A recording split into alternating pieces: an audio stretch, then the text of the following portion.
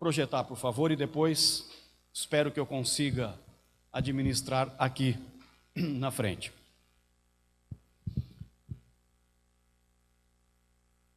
O Leandro solicitou que nós refletíssemos com este tema, por ele e pela Aleph, oferecido: líderes livres, quebrando os cativeiros ministeriais. Eu penso que o Leandro me ofereceu a oportunidade de falar sobre esse tema, de modo particular por causa de um recente livro que eu escrevi, que leva o seguinte título, e eu não trouxe, não está comigo: Pastores Livres, libertando os pastores dos cativeiros ministeriais. Escrevi um livro pensando nos cativeiros em que os pastores e as pastoras ou se colocam, ou se deixam colocar e depois não conseguem sair. E vão vivendo um ministério de cativeiro, de prisão. Então eu escrevi descrevendo no primeiro momento quais são esses cativeiros e, num segundo momento, oferecendo a possibilidade, humildemente, de portas de saída, de libertação destes cativeiros. Então eu penso que o Leandro me convidou para falar sobre isso, mas eu não vou falar em nada sobre o que escrevi neste livro. Deixo que para vocês, se tiverem o desejo e o interesse de refletir. Eu vou falar sobre este tema, mas a partir da dura tarefa, que aí está escrito, de liderar o povo de Deus para uma melhor condição coletiva. Liderança tem a ver com dureza. Não tem nada de romântico em ser líder. Absolutamente nada. É uma tarefa dura. E nesta noite aqui me dirijo aos líderes, às irmãs que são líderes, aos pastores, às pastoras e aos candidatos a. Uma das milhares de definições... não está indo. Passa aí para mim, por favor.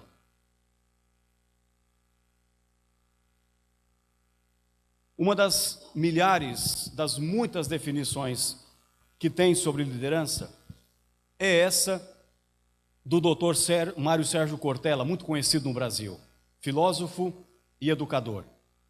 E ele diz o seguinte, numa entrevista perguntaram para ele: qual é sua definição de liderança? Ele respondeu o seguinte: liderar é inspirar, motivar, animar ideias, pessoas e projetos. Eu tenho certeza que nesses dias você está sendo muito animado, inspirado a pensar em ideias e projetos. Isto daqui é para nós um celeiro de criatividade. Deste ponto de vista, diz ele, liderança é, e aqui é que me interessou esta definição dele, a capacidade de elevar para melhor uma condição coletiva. Ah, se os nossos políticos entendessem isso. Capacidade de elevar para melhor uma condição coletiva. E eu quero falar especificamente de uma condição coletiva de um líder de Deus que tinha esta responsabilidade de liderar o povo de Deus para uma melhor condição coletiva. Eu estou falando de um grande líder já citado aqui nesta conferência, de Moisés. Com isso, eu quero deixar claro que reconheço que o supremo modelo de liderança nossa é o tão enfatizado já aqui, o nosso Jesus de Nazaré. Ele é o nosso modelo supremo. Mas esses líderes na palavra de Deus, em seus estudos de caso, trazem para nós ilustrações fantásticas para aprender com seus erros, com seus fracassos, com as suas vitórias e com as suas caminhadas. E Moisés representa para mim um personagem tipo de liderança maravilhoso a ser refletido por nós. Tive o privilégio de, no meu mestrado, fazer a minha tese de mestrado com o Dr. Paul Pearson, que é um pastor presbiteriano, foi deão do Fuller e também deão aqui do Seminário Presbiteriano do Norte, em Recife. E a minha tese de mestrado foi sobre a pastoral de Moisés no Êxodo, que não está publicada ainda. Quem sabe um dia. Em meio às nossas crises, como líderes que somos, quem de nós já não disse para você mesmo, ou para sua esposa, ou para o seu marido, falando de liderança agora, seja pastoral ou não, quem de nós já no seu próprio íntimo, ou aqueles poucos colegas mais íntimos que você tem, já não disse o seguinte: eu vou deixar de ser pastor, um dia eu vou deixar de ser líder? E de fato, alguns já deixaram. Alguns já não são mais líderes na igreja. Alguns já não são mais pastores e pastoras. Alguns já não acreditam nisso que nós estamos fazendo. Alguns já não participam mais de encontros, conferências, congressos. Alguns já não se assentam para ouvir. Tem pastor que só se levanta para falar. Pastor que só se levanta para falar. Não vai humildemente ouvir as pessoas. Não participam de capacitações deste tipo. Tanto Elias como Moisés pediram a mesma coisa, a morte. Pedir a morte é esse desejo que nós líderes temos de fugir para bem longe da cena da crise. Fugir para bem longe do problema. Eu não quero ouvir mais nada. Chega. Eu não quero saber da irmã. Não quero saber da irmã. Não me fala dela. De querer que todos se explodam e sumam da minha frente. Porque o negócio é o seguinte: eu vou cuidar da minha vida. Eu vou cuidar da minha vida. Liderança cristã é a dura tarefa de conduzir o povo de Deus para uma condição coletiva melhor. Bom, eu já estou em crise aqui, porque para o Carlinhos não parava de vir água. Entendeu? E disseram assim, que quanto mais água trazia, era para ele falar mais. Então, como não trouxeram nenhuma, eu vou parar aqui. Irmãos e irmãs, não tem nada de romântico nisso. Repito, liderança é uma dura tarefa. E para ilustrar este fato, eu trago a nós nesta reflexão o caso de Moisés, que é muito semelhante aos nossos próprios casos de liderança. O endereço pode mudar, mas o processo é o mesmo. E o que eu me proponho nessa noite é analisar o processo pelo qual Moisés passou nessa dura tarefa de conduzir o povo de Deus para uma condição coletiva melhor. O quarto livro do Pentateuco, escrito por ele, Moisés, chamado de Números, o qual deriva o seu nome dos 2 censos que foram realizados em Israel, mencionados no livro.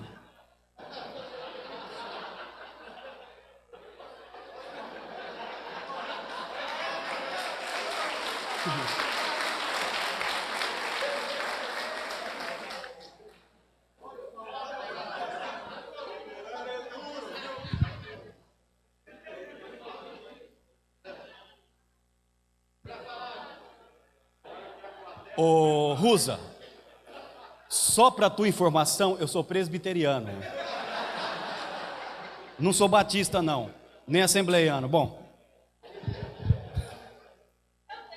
Tá bom. Muito obrigado, viu?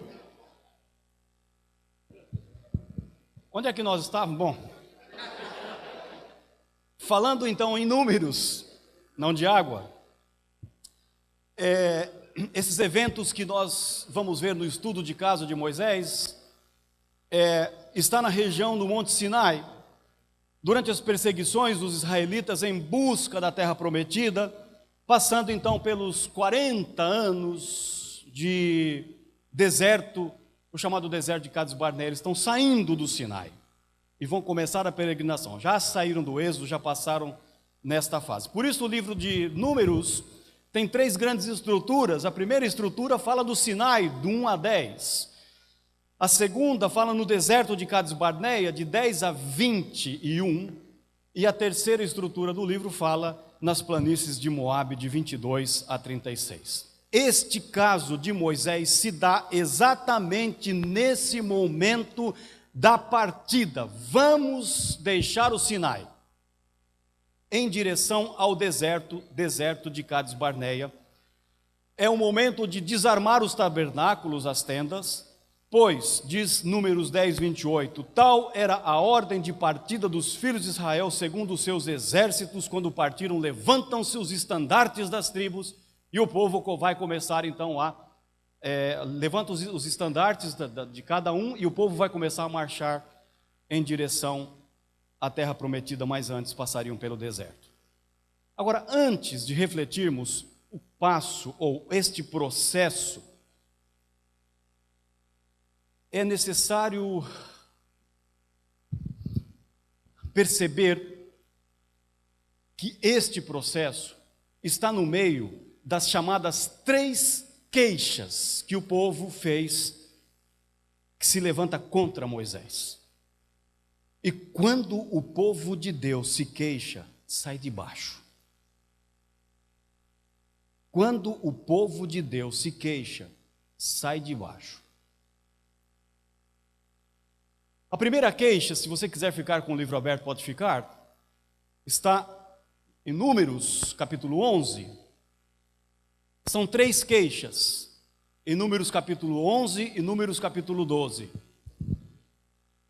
Vamos ver se passa aqui. Se não passar, vai ter que ser por aí. Ah, brother, está difícil o negócio aqui. Passa aí, por gentileza. Pode ir. Vai. Pode ir, brother. Vai, pode ir embora. Vai. Por isso que é bom aí, pronto. A primeira queixa é em um lugar chamado Taberá. Taberá. É a primeira queixa, são 3. Que diz aí o texto bíblico: queixou-se o povo de sua sorte aos ouvidos do Senhor, ouvindo o Senhor, acendeu-se-lhe a ira, e o fogo do Senhor ardeu entre eles e consumiu extremidades do arraial. Então o povo clamou a Moisés, e orando este ao Senhor, o fogo se apagou. Gozado, o povo perturba a Deus e o problema é do líder. É sempre assim. O povo perturba a Deus e agora o problema é do líder, ele que se ferre. Eles reclamaram de Deus e agora vão pedir para Moisés: liberta a gente, ajuda. É sempre assim. É dura essa tarefa de liderar o povo de Deus. E o fogo se apagou, pelo que chamou aquele lugar Taberá. Por quê? Porque o fogo do Senhor se acendera entre eles. Olha aí, o povo está saindo do Sinai em direção ao deserto chamado Titi, um nome que significa divagação. Ficaram divagando, era um deserto medonho, quase inteiramente destituído de vegetação. Essas queixas são provas da rebeldia e incredulidade nacional. O fogo sempre na Bíblia é um sinal da atividade divina, é Deus agindo ou para bênção ou para julgamento. Sempre na Bíblia fogo é sinal de bênção ou sinal de julgamento. Neste caso, julgamento, porque o povo se queixa em Taberá e assim o fogo do Senhor só deu uma sapecadinha. Não foi nem muito, uma sapecadinha nas extremidades do arraial. Fogo! Fogo! Segunda queixa. Quibrote Atavá. O local é chamado de Quibrote Atavá. Pode ir, brother. Foi a falta de alimento que desencadeou a queixa. Aqui em Quibrote Atavá, diferentemente lá no deserto de Sim, que lá foi a falta de alimento, aqui não. Se falta alimento, o povo se queixa. Aqui, eles estão se queixando pela falta de variedade. Não é falta de alimento. E acontece aí o que no capítulo diz para nós, no versículo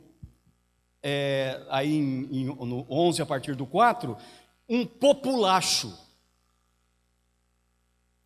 Fazia tempo que eu não ouvia essa palavra, populacho. Liderada possivelmente por pessoas não israelitas que aproveitaram da oportunidade para fugir do Egito junto com o povo de Deus. Vamos junto, entraram no navio. E no versículo 4 diz: e o populacho que estava no meio deles veio a ter grande desejo das comidas dos egípcios, pelo que os filhos de Israel tornaram a chorar e também disseram: quem nos dará carne para comer? O maná, também conhecido como o cereal do céu ou o pão dos anjos, havia se tornado monótono. Eles estavam enfastiados do maná. Eles agora estão reclamando de variedade, de novo, arroz com ovo, de novo, mãe. Eles queriam vegetais frescos, diz a palavra de Deus, peixes, carnes, essa que você come aí, que você gosta. Quem nos dará carne a comer? Lembramos-nos dos peixes do Egito, comíamos de graça, dos pepinos, dos melões, dos alhos silvestres, das cebolas e dos alhos. Maná só? Ah, não. Estavam cansados, enfadados do menu do maná, a ponto de dizerem: olha o que eles disseram, a coisa estava feia, a falta de variedade de comida estava feia. Agora, porém, seca-se a nossa alma, e nenhuma coisa vemos senão este maná. Os caras ficaram com a alma seca, tentando comer pão. Era um maná como semente de coentro. Tem gente que odeia coentro, né? No Nordeste tem muito coentro, né? Eu gosto.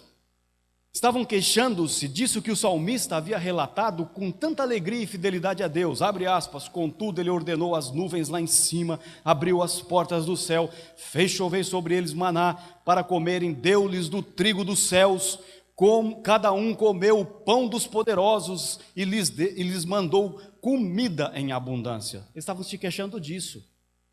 Disso é que eles estavam se queixando. Em vez de se alegrarem com as provisões, não, a alma deste povo ficou seca, árida. Mas para que não ficasse seca, escute o que o Senhor então propôs para eles. Veio um vento da parte do Senhor.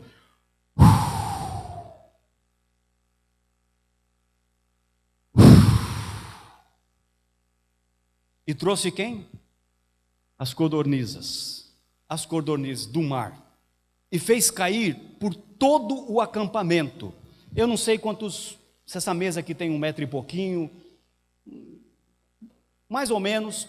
Aqui diz assim que fez cair essas codornizes em todo o acampamento a uma altura de 90 centímetros. Vamos imaginar que essa mesa tem assim um pouquinho menos, 90 centímetros. Olha que interessante, espalhando-as em todas as direções, a um raio de uma caminhada de um dia. Quanto você consegue andar um dia? Depende de um, de outro. Imagina você andando um dia sem parar. Dá para chegar um pouquinho longe, não dá? Imagine a caminhada de um dia, nessa altura de codornize. Um dia de caminhada, você vai lá em Ponta Negra, não sei lá. Dessa altura de codornize, era codornize, hein? Para pensar. Durante todo aquele dia e aquela noite, durante todo o dia seguinte, o povo saiu e recolheu codornizes. Ninguém recolheu menos do que 10 barris. Maná, maná. Então eles as estenderam para secar ao redor de todo o acampamento. Mas enquanto a carne ainda estava entre os seus dentes, e antes que a ingerissem, a ira do Senhor se acendeu contra o povo, e ele feriu com uma praga terrível. Por isso o lugar ficou chamado Quibrote Atavá, porque ali foram enterrados os que tinham sido dominados pela gula.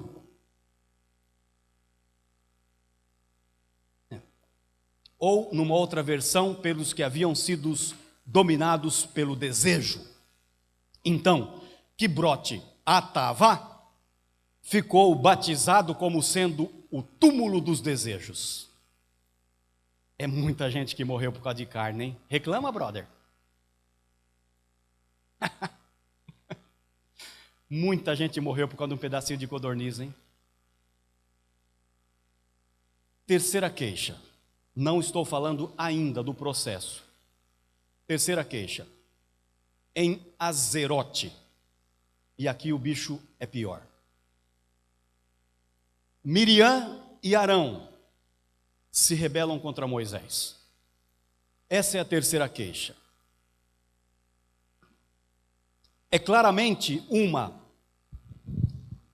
queixa contra a suprema autoridade de Moisés. Não se trata aqui de um caso trivial de inveja familiar, pois Arão, irmão de Moisés, vocês se lembram que ele era o sumo sacerdote. E, portanto, quem é Arão? O líder supremo, religioso e o homem mais santo de Israel. Nós não estamos falando de qualquer um, nós estamos falando do homem mais santo, sumo sacerdote de Israel. Já Miriam, a irmã deles, quem ela era? Profetisa.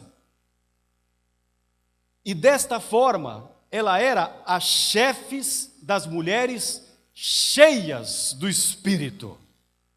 Não estamos falando de qualquer pessoa.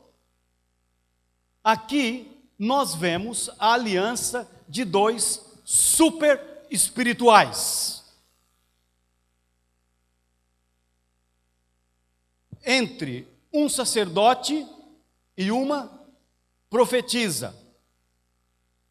Dois dos principais protótipos da religião de Israel. Sacerdote, neste caso sumo, e profeta, neste caso profetiza. Fazendo o quê?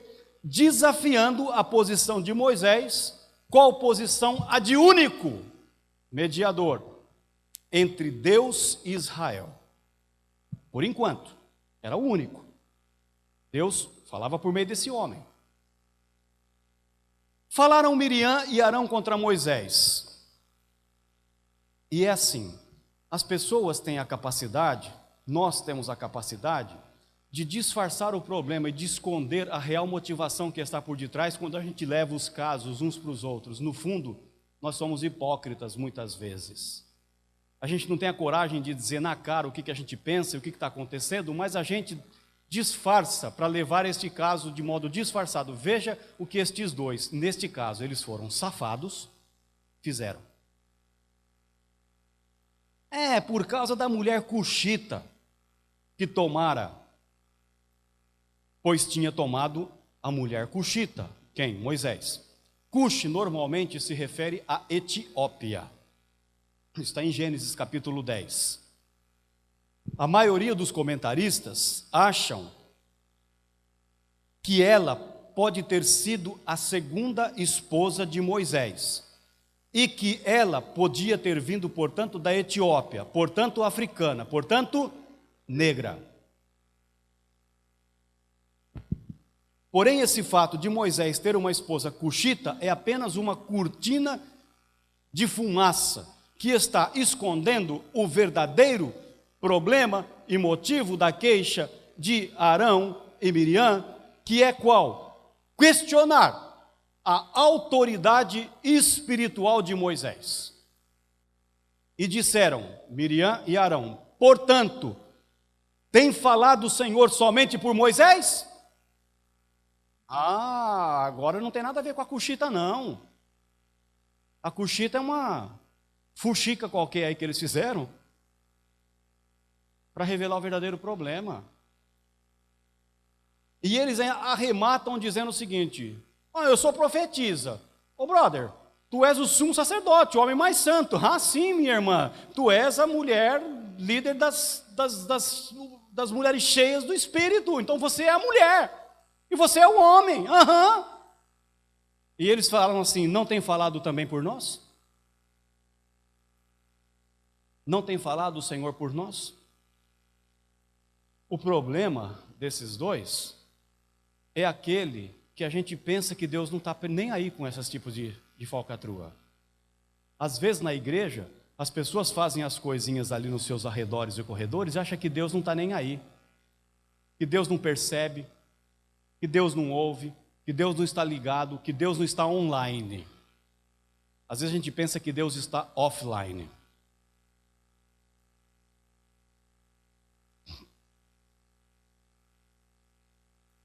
E interessante que Moisés não faz nada. Que bom, irmãos. Como eu preciso disso muitas vezes para a minha vida, não fazer nada. Calar minha boca e ficar quieto. Moisés não reage. Não faz nada contra tal insubmissão. E o versículo 3 do capítulo 12 diz o seguinte: era o varão Moisés muito manso, mais do que todos os homens que havia sobre a terra. A melhor tradução para manso aqui é humilde. Então, Moisés não fez nada. Quem fez? Deus. Quem age é o próprio Deus. E o Deus rapidinho: ei! Você e você. Miriam, Arão e Moisés. Venham para a tenda. Chega mais. Vem. Vós três. Saí à tenda da congregação. E saíram eles três. E eu já posso imaginar os cutucões, né? De Miriam e Arão e Miriam. Você viu o que você falou? Idiota. Olha aí. E saíram os três, então o Senhor desceu da coluna de nuvem, se pôs à porta da tenda, depois chamou Arão e Miriam, falou assim: vocês dois zoinhos aí, ó. Vocês, vem. Chega perto.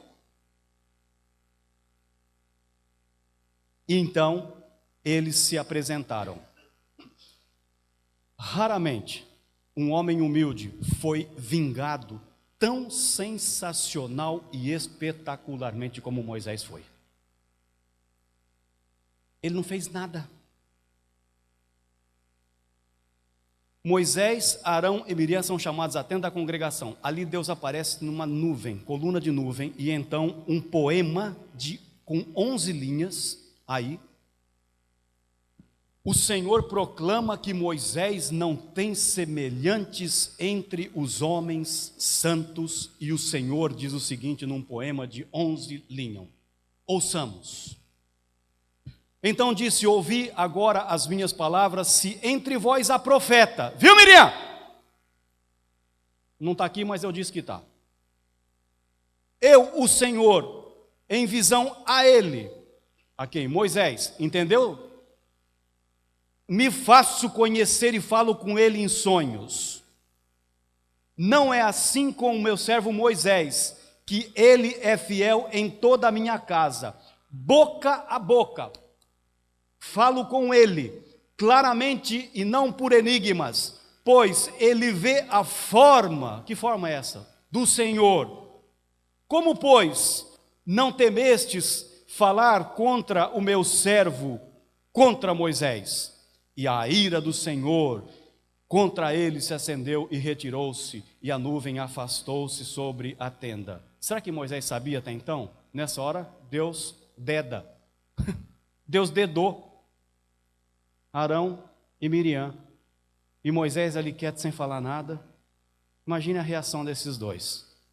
A reação desses dois é a seguinte: a consequência desse complô é que Deus se afasta, mas não sem consequência para eles. E Miriam fica leprosa, que nós conhecemos a história. E ela é levada para fora do acampamento, porque para lá tem que ir os impuros, os pecadores, os sujos, os panos de menstruação, tudo tem que ir para fora do acampamento, porque é lá que a purificação vai acontecer. E agora Miriam está separada do povo de Deus. E nesta hora Arão vem safado. E reconhece que Moisés é o único mediador. Por que ele, como sumo sacerdote, não falou assim: Deus, não faz isso não, Senhor. Tu sabes que eu sou o sumo sacerdote, fiz uma besteira, mas que nada. Ele foi pedir para Moisés. Reconhece que Moisés é de fato o mediador. E diz assim: então disse Arão a Moisés: Senhor meu, não ponhas, te rogo, sobre nós este pecado, pois loucamente procedemos e pecamos. Ele chama ele de Senhor. Ora, não seja ela como, olha que imagem, como um aborto que sai de dentro do ventre da sua mãe, tem a metade de sua carne já consumida. Nesse momento, se fosse eu, meu amigo, eu ia olhar bem para a cara daquele Arão, pegar naquela barbinha dele assim, aquela barba de Arão, mas dar uns, para segurar bem no bodinho, baixar a cabeça dele assim, e falar assim: o quê? Moisés poderia ter tripudiado em cima dele, que é o que muitos de nós fazemos quando nós somos atacados em nossa autoridade. A gente tripudia em cima do outro para mostrar assim: quem manda aqui sou eu. Pastor da igreja sou eu. Não, diz o texto bíblico: Moisés clamou ao Senhor dizendo: ó Deus, rogo-te que a cures. Isso é pastor. Isso é líder. Rogo, muito mais do que peço, que a cures. A resposta de Deus foi clara e pontual: não. Se um pai tivesse cuspido na cara da sua filha, não ficaria ela reclusa fora do acampamento por 7 dias para que fosse purificada? Não, ela tem que ir para fora do acampamento para ser purificada. Não ouço a tua oração, Moisés, apesar de ter dado toda a moral para você na frente desses dois. Deixa ela lá, ela precisa. Estas são as 3 queixas. Mas agora eu quero voltar para a segunda, que é na segunda, em Quibrote Atavá, que quando houve aquilo que eu já disse, aquele populacho, por falta de variedade de comida, cujo local ficou sendo conhecido como o túmulo dos desejos, é nesta segunda queixa que eu encontro o processo de crise que Moisés passa. E é sobre este processo que eu quero falar com vocês. É uma sequência de fatos que revelam essa dura tarefa de conduzir o povo de Deus para uma melhor condição coletiva, que era o que Moisés estava tentando fazer. Liderar o povo para que eles, como povo, tivessem uma melhor condição coletiva.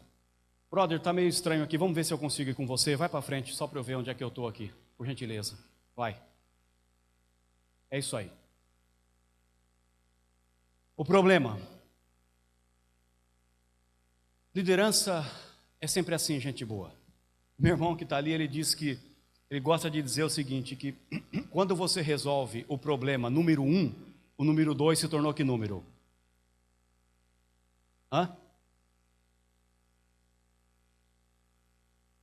Os problemas são como as misericórdias do Senhor, nunca tem fim.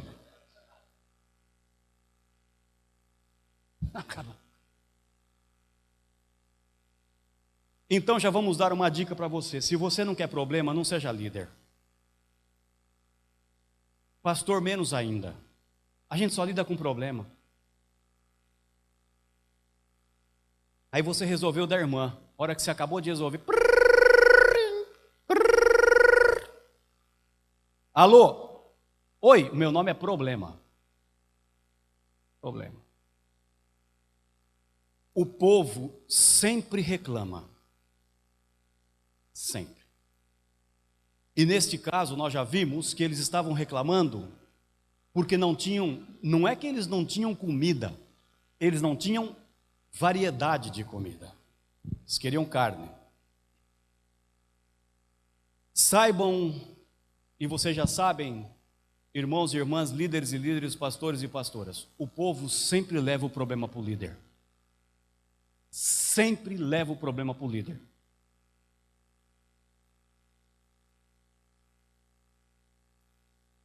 Passa, por gentileza. Pode ir. Por isso que é bom a gente ter o controle aqui, né? O povo reclama. Quero mostrar para vocês um processo de crise nesse texto. Como a crise se dá. E quais são as reações que nós líderes temos a tendência e tentação de ter em meio às nossas crises como líderes. Então, Moisés ouviu chorar o povo por famílias, cada um à porta da sua tenda, e a ira do Senhor grandemente se acendeu e pareceu mal aos olhos de Moisés. Próximo. Brother, fica comigo, por favor. Próximo. Isso. O povo reclama. A primeira coisa que acontece comigo com você é que vai afetar os seus sentimentos. Não gosta de mim. Não me ama. Os nossos sentimentos já começam a ficar abalados. Será que eu vou ficar na igreja? E se eu chegar na próxima reunião, vão falar o quê? Vão ficar olhando para mim? O que vão pensar? Já começa a afetar, você já começa a bambear. Mas são eles que estão reclamando. Não, mas você já fica meio trêmulo. O povo reclama. Segue. Aí, não está funcionando. O povo reclama. Aí Moisés ouve. Diz o texto, Moisés ouviu chorar por famílias. E aqui é um problema para nós. Tem líder que ouve, mas não sabe o que fazer com o que ele ouviu. Aí leva para a esposa. Não deveria. Porque agora você está criando um outro problema. Não é por causa da esposa, não pense isso, que ela não será fiel ao ouvir. Não é nesse sentido, pelo amor de Deus. É porque você está colocando uma carga sobre ela da qual não lhe pertence. Eu procurei, nem sempre consegui, nunca levar os problemas da igreja para minha esposa. E lá no começo, está funcionando? Obrigado. E lá no começo, ela tinha a tendência de me perguntar assim, mas o que aquela mulher queria? É melhor você não saber. É melhor você não saber. A gente muitas vezes não sabe o que fazer com as queixas das pessoas. A gente ouve. Não adianta. Agora veio. Aí, de quem é o problema, gente? É de Moisés, sim ou não? De quem é o problema? De quem é? Do povo. Quem é que se queixou? Foi Moisés que se queixou porque não tinha variedade de comida? É sempre assim, o problema é do povo, eles levam para o líder. Leva para o líder ouve. E quando ele ouve, isso afeta os sentimentos dele. Agora,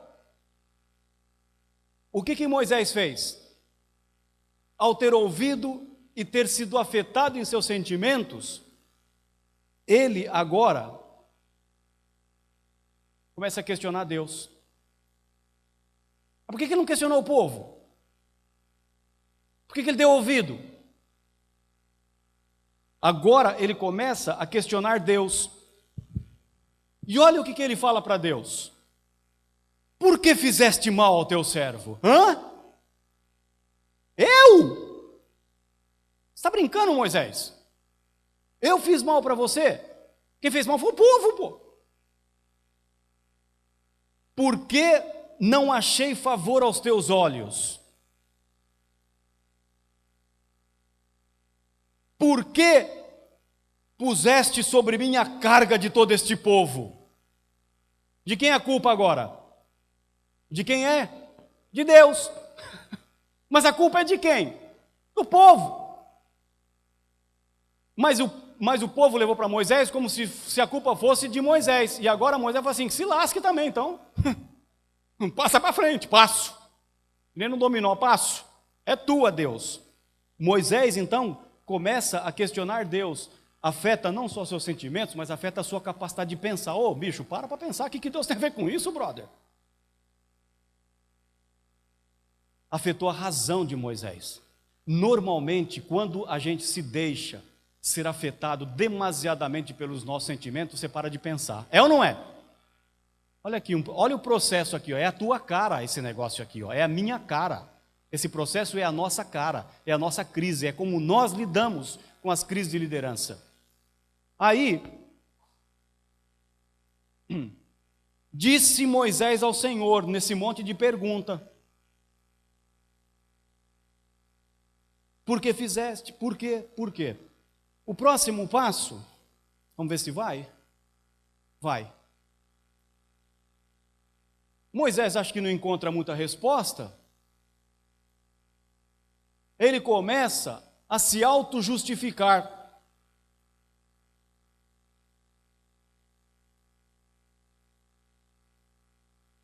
Ele começa a ter dó dele mesmo.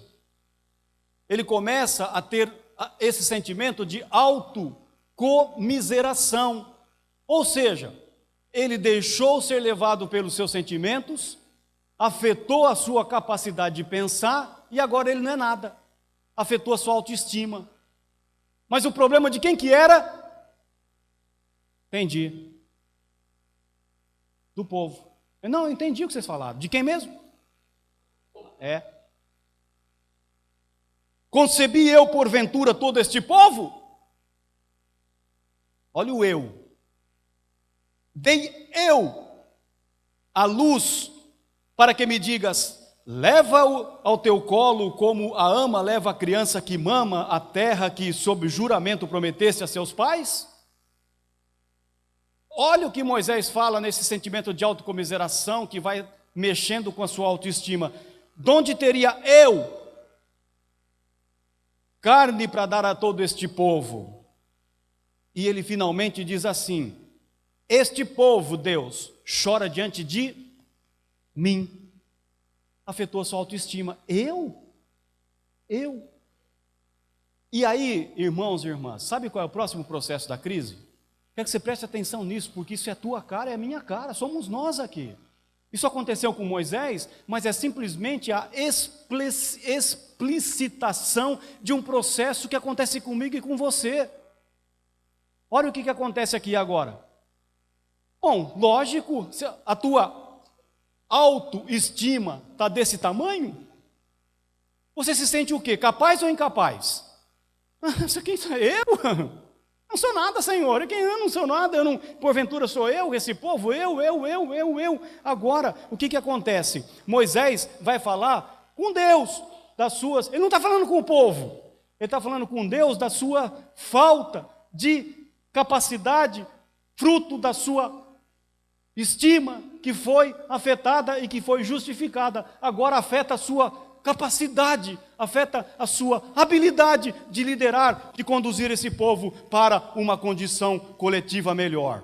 E ele diz assim: eu sozinho não posso levar todo este povo, sozinho não posso.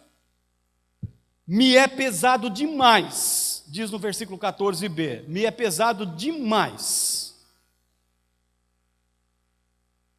Aí é o que você faz. Não, desisto, não dá. Não vou ser mais pastor, não vou liderar, chega desse povo, eles que se lasquem, eu vou para um canto, eles vão para o outro, acabou. Deus, Acabou, entendeu? Culpa é tua, estou fora. Aí vem o veredito da tua crise e da minha. Qual?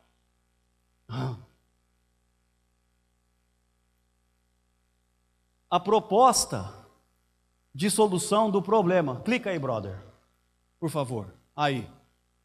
A proposta de resolução do problema foi simples assim.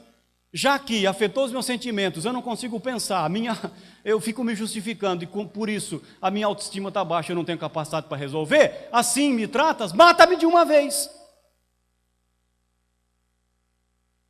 Acabou. Mata-me de uma vez. Se assim me trata, mata de uma vez, eu te peço, se tenho achado favor aos teus olhos. Senhor, se o Senhor gosta de mim, se o Senhor gosta de mim, ó. E ele conclui dizendo, não me deixes ver a minha miséria. Ah, será que esse seria o caso? Eu não quero ver a minha miséria. Senhor, eu prefiro morrer para ver a minha miséria. Irmãos e irmãs, aí mais um, clica mais um, que aí foi a solução que ele deu ao problema. Qual a solução que deu ao problema? Tira a minha vida. Irmãos e irmãs, esse dramático exemplo revela que as atitudes do povo, leia-se, igreja, afetam em cheio o nosso ministério, nossa liderança pastoral, nossa liderança, seja ela qual for na comunidade, e, pasmem, a nossa humanidade.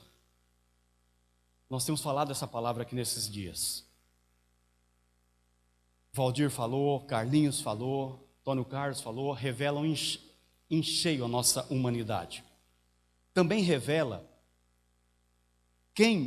preste atenção nisso, quem nos leva a abrir mão da vocação e por mesmo até a pecar contra Deus. Quem, irmãos? Quem?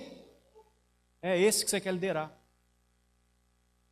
O povo pode fazer você abandonar o ministério.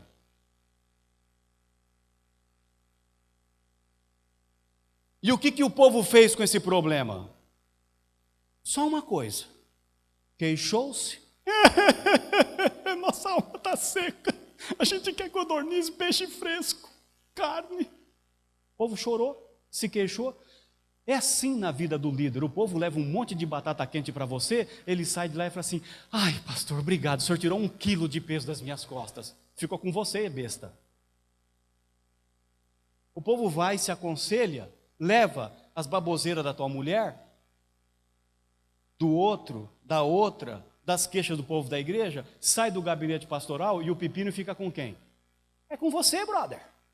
E ele sai de lá e ainda diz, liga para a esposa, ei, vamos no Habib's?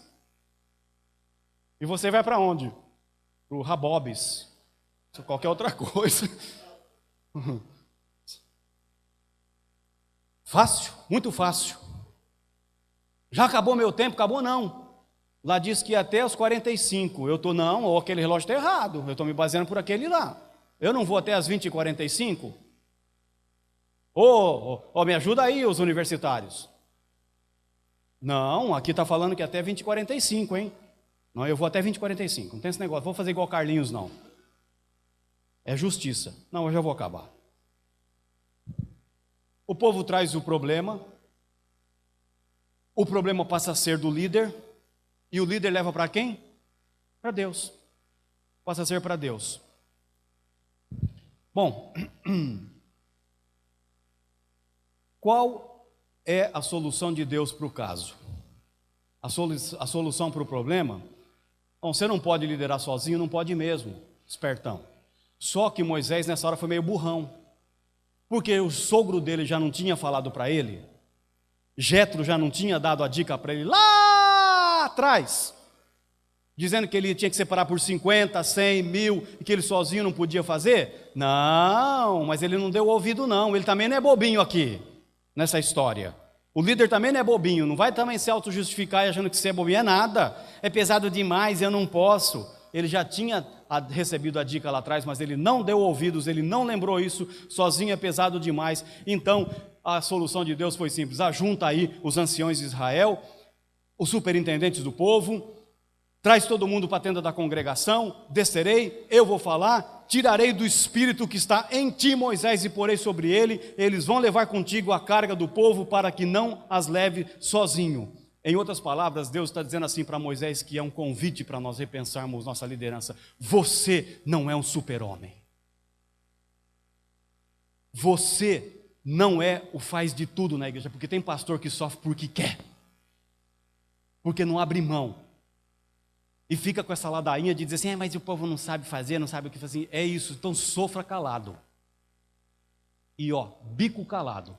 Porque tem muito pastor que é autocentrado, não divide púlpito, não divide liderança, não compartilha, não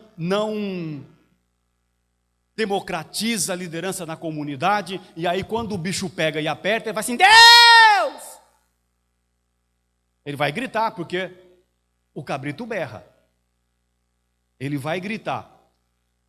Então é o seguinte, Deus está dizendo para Moisés: brother Moisés, é o seguinte, você não dá conta mesmo. São 600 mil homens em pé na frente de Moisés. Ele fala assim: vai, qual que é a solução? 600 mil homens, se colocar mais crianças e mulheres, os biblistas dizem que nós estamos falando de 5 milhões a 6 milhões de pessoas. Você acha que um homem só pode dar conta disso?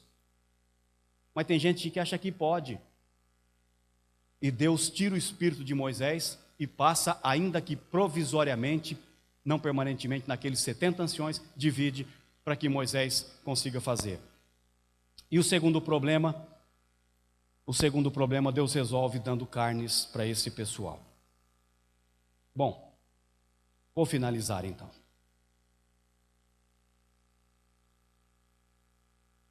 De que cativeiro nós devemos nos libertar? No caso da experiência de Moisés, neste processo das crises que ele passou. Líderes livres, que conseguem quebrar os cativeiros ministeriais, que se colocaram, ou que se deixaram colocar. Eu tenho pelo menos 4 e só vou citá-las. Grandes implicações para a minha vida, não estou dando nem para vocês, tentando dar para a minha vida, na humildade da exposição desse texto a vocês nessa noite. Jorge, liberte-se do cativeiro do espírito da autossuficiência. Você não pode fazer tudo. Você não é um super-homem. Liberte-se. Liberte-se. Se servir para você, pegue. Você não pode fazer tudo.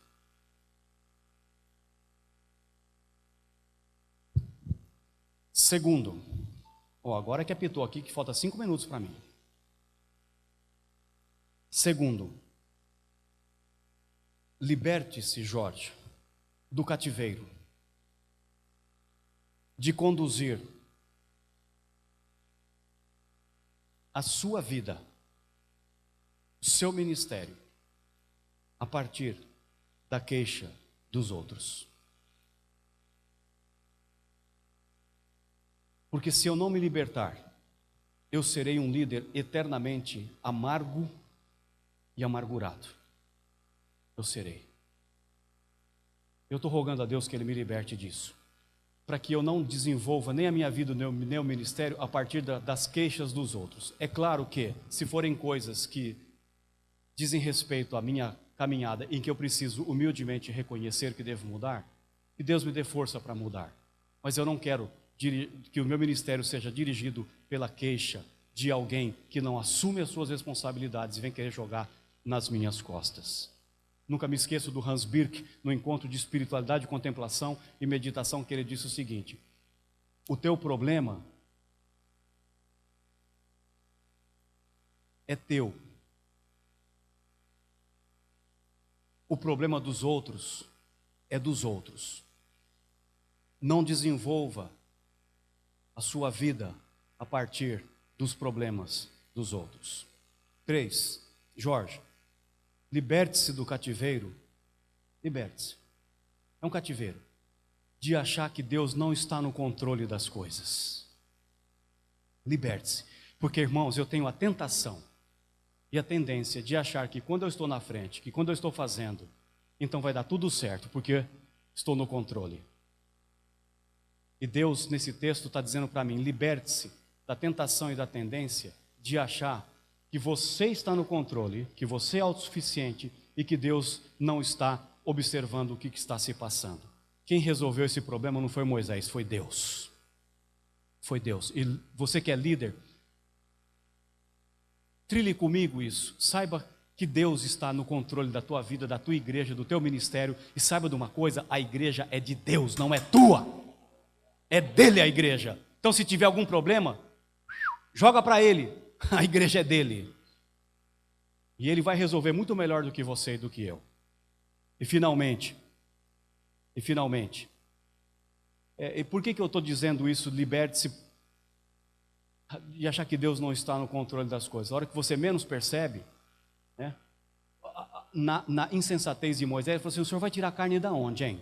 Por acaso o Senhor vai tirar todos os peixes do mar e acabar com os peixes do mar? Por acaso o Senhor vai matar todos os gados? Ele falou, não, Moisés, a minha logística é mais simples. Estão passando ali um monte de aves, eu só fiz assim, ó.